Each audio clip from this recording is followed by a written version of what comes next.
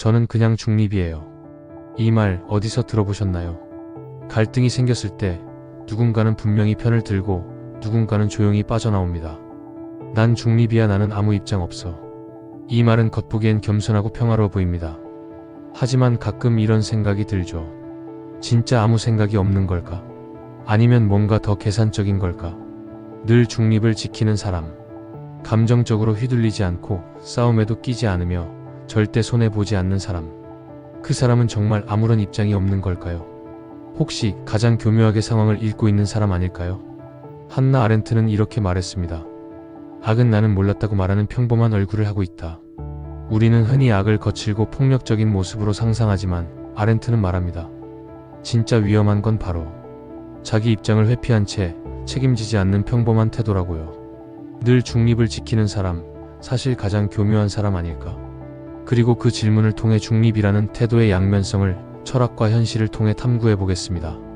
한나 아렌트는 1961년 나치 전범 아이히만의 재판을 직접 보고 충격을 받습니다. 그는 수많은 유대인을 학살하는 데 책임이 있었지만 재판 내내 이렇게 말했습니다. 나는 시킨 대로 했을 뿐입니다. 나는 그냥 절차를 따랐어요.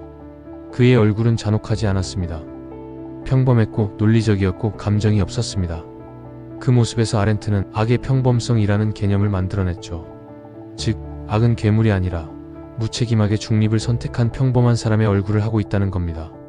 철학적으로 보면 중립은 중간에 있는 것이 아니라 사실상 어떤 입장을 택하지 않음으로써도 하나의 입장이 됩니다. 중립은 개입하지 않는 선택이 아니라 무언가를 보지 않겠다는 결정 혹은 책임지지 않겠다는 입장일 수 있습니다. 심리학에서는 이 현상을 회피적 방어 또는 모호한 자기 보존이라고도 부릅니다. 사람들은 갈등 상황에서 자신이 욕먹을 위험이 있다고 판단되면 자신을 보호하기 위해 모호한 태도, 즉 중립적인 척을 하기도 합니다. 그렇다면 이 중립이 진짜 공정함일 때도 있지만 때로는 굉장히 정치적이고 전략적인 선택이 되기도 한다는 거죠. 회사 회의 시간, 팀원 둘이 격하게 다투고 있을 때 누군가는 침묵합니다. 나는 이 문제의 중립이야. 둘 다 이해가 돼. 겉으론 공감처럼 보이지만 이 말을 한 사람은 결국 아무도 불편하게 하지 않고 누구의 책임도 지지 않으며 자신만 손해보지 않는 위치에 남습니다. 그 순간 당신은 이런 생각을 합니다. 저 사람은 정말 공정해서 그런 걸까? 아니면 뭔가 계산하고 있는 걸까? 중립적인 태도는 종종 자신을 방어하고 유리한 위치를 점유하려는 전략이 됩니다. 분위기를 읽고 말 아끼고 감정 소비하지 않고 판단하지 않는 듯 보이면서도 모든 걸 계산하는 태도. 이건 친구 사이에서도 마찬가지입니다. 친구 A와 친구 B가 다툴 때 늘 조용히 있는 C는 겉보기엔 현명해 보입니다. 하지만 시간이 지나고 보면 가장 많은 정보를 알고 있고 둘 모두에게 잘 보이며 아무 책임도 지지 않은 채 중심에 있는 사람은 그 중립적인 친구 C일 수 있습니다. 우리는 점점 눈치가 빨라지고 판단은 더 유보하며 실제로 행동하지 않으면서도 영향력을 행사하려 합니다. 이게 바로 중립의 힘이자 때로는 교묘함입니다. 중립 자체가 나쁘다는 건 아닙니다. 중립은 갈등을 최소화하고 감정을 정리하며 상황을 넓게 보는 힘이 될 수도 있습니다. 문제는 중립이 내 책임을 회피하는 도구가 될 때입니다. 그렇다면 우리는 어떻게 해야 할까요? 1. 왜 중립을 선택했는가를 스스로 묻기. 내가 입장을 말하지 않았을 때 그 이유가 신중함인지 아니면 두려움이나 책임 회피인지 자문해보세요. 나는 지금 누구도 잃고 싶지 않아서 침묵한 건가? 아니면 아직 더 들을 게 있어서 판단을 유보한 걸까? 이 질문이 나의 중립을 스스로 점검하는 기준이 됩니다. 2. 입장을 드러내되 공격하지 않는 방법 익히기. 중립을 깨고 입장을 밝히는 건 불편함을 감수하는 일입니다. 하지만 공격이 아니라 존중과 질문의 형태로 표현하면 다릅니다. 난 이 상황에서 B의 말에 더 공감이 돼. 나는 이 점이 좀 걱정돼. 혹시 다르게 보는 사람 있을까?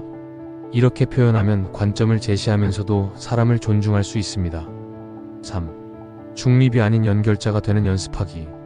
갈등 속에서 아무 말도 안 하는 사람이 되기보다 양쪽 입장을 모두 들어주고 서로가 오해하지 않도록 대화를 이어주는 사람이 되어보세요.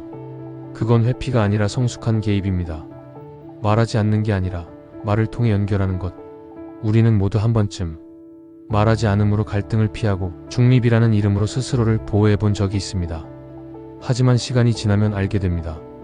말하지 않은 것도 선택이었다는 것. 침묵도 하나의 메시지였다는 것.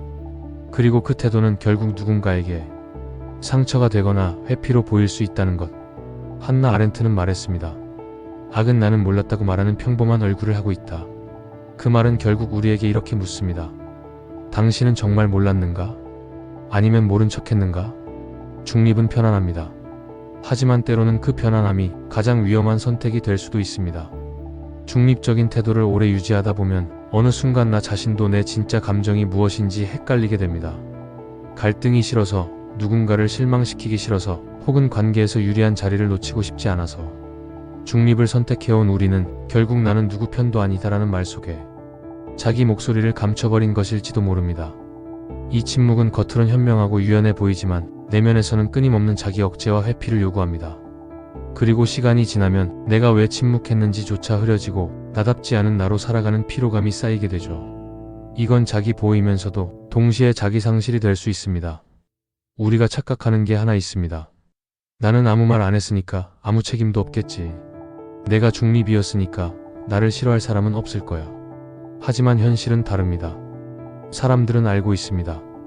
누가 진짜 마음을 내고 있었고 누가 눈치만 보고 있었는지를. 중립은 결국 모두에게 좋은 사람이 되려는 시도일 수 있지만 시간이 지나면 누구에게도 깊은 신뢰를 주지 못하는 태도로 남게 됩니다. 왜냐하면 사람은 함께 울어준 사람을 기억하지 침묵했던 사람을 기억하진 않기 때문입니다. 정말 중요한 순간 입을 다문 사람은 결국 위험을 회피한 사람으로 기억되고 맙니다. 그리고 그 신뢰의 균열은 조용히 그러나 깊이 벌어지죠. 어쩌면 지금 우리에게 필요한 건 누군가를 비난하는 말이 아니라 누군가의 고통 앞에 잠시 멈춰주는 용기입니다.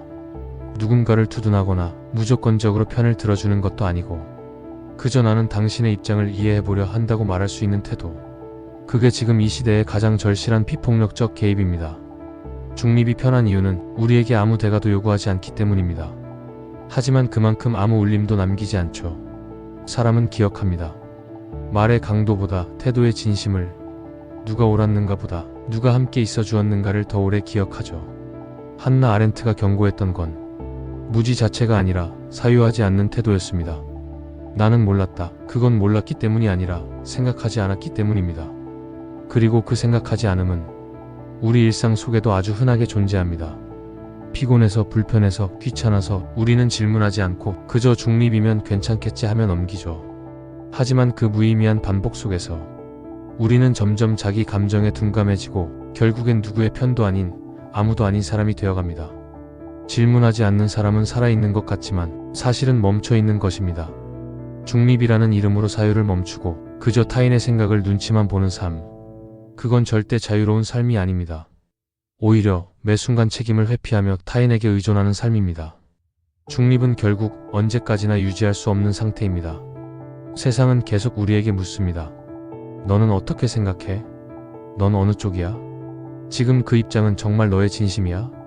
그 순간 우리는 선택하게 됩니다. 침묵을 깨거나 계속 외면하거나. 중립을 택했던 사람도 결국 자신만의 목소리를 찾아야 할 순간이 옵니다. 그 순간을 준비하지 않은 사람은 말을 하려고 해도 무슨 말을 해야 할지 모르게 됩니다. 왜냐하면 너무 오래 자기 생각을 눌러왔기 때문입니다.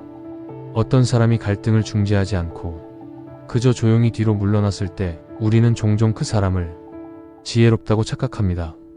하지만 그 태도 속에 진짜 책임감은 있었을까요? 중립이라는 이름 아래 침묵했던 사람은 결국 아무도 도와주지 않았고 누구의 고통도 같이 나누지 않았으며 오직 자기 자신만을 지켜낸 것일지도 모릅니다. 그가 구한 건 관계의 안정성일 수는 있어도 그 안에서 울고 있던 사람에게는 외면처럼 느껴졌을 것입니다. 그리고 그 침묵은 시간이 지날수록 관계 속에서 신뢰의 공백으로 남습니다. 그때 넌 왜 아무 말도 안 했어? 넌 그 상황을 그냥 지켜보고만 있었지? 우리는 결국 중립이라는 태도가 말하지 않음으로써 발생시키는 침묵의 폭력을 자각하게 됩니다. 어쩌면 가장 무서운 건 침묵이 불러오는 정서적 단절입니다. 누군가 억울한 일을 당했을 때, 누군가 부당한 대우를 받았을 때 옆에 있던 사람이 조용히 고개를 돌렸다면 그건 말보다 훨씬 깊은 상처가 됩니다. 왜냐하면 인간은 공감보다 공존을 원하기 때문입니다. 무슨 말을 해줬냐 보다 옆에 있어줬는가, 나의 감정을 함께 느꼈는가를 더 중요하게 여깁니다. 그런 점에서 중립은 때때로 타인의 고통을 외면하는 방식이 되기도 합니다. 그리고 그 외면은 한 사람을 아주 오랫동안 외롭게 만들 수 있습니다. 당신의 침묵은 누구를 살렸고 누구를 더 외롭게 했는가? 이 질문은 우리가 스스로의 태도를 돌아보게 하는 거울입니다. 우리가 살아가는 사회는 말을 하지 않은 사람들에 의해서도 만들어집니다. 독재 정권 아래서 침묵했던 사람들, 부조리한 조직 구조 안에서 조용히 살았던 사람들, 차별을 받지만 괜히 엮이기 싫어서 외면했던 사람들. 그들은 무언가를 하지 않았을 뿐인데 결국 역사에서 큰 흐름을 만든 존재들이 됩니다. 이건 개인의 삶도 마찬가지입니다. 우리도 누군가의 고통 앞에서 입을 닫았고 불의를 받지만 눈을 피했고 불편한 진실 앞에서 난 몰라 하고 지나쳤습니다. 그때 우리는 아무것도 하지 않았지만 그 아무것도 하지 않음이 어떤 결과를 만들었는지는 결코 피할 수 없습니다. 한나 아렌트는 그래서 악의 평범성이라는 단어를 통해 우리가 진짜 무서워해야 할 건 분노나 폭력이 아니라 평범한 얼굴로 아무 말도 하지 않는 사람들이라고 말했던 겁니다. 우리 삶은 크고 드라마틱한 선택으로만 결정되지 않습니다. 오히려 아무도 모르게 침묵했던 순간들, 아무 말도 하지 않았던 저녁의 대화들, 그런 작은 태도의 반복이 결국 우리가 누구인지 어떤 사람인지 만들어냅니다. 말을 하지 않는 것, 중립을 유지하는 것, 그건 피로를 줄이는 좋은 전략일 수 있습니다. 하지만 너무 오랫동안 그 전략에 머물러 있다 보면 우리는 결국 나답지 않은 나로 살아가게 됩니다. 중립은 관계에서, 사회에서, 역사의 순간에서 가장 교묘하게 책임을 피하고 이득을 취할 수 있는 위치일 수 있지만 그건 동시에 자기 자신으로부터 멀어지는 선택이기도 합니다.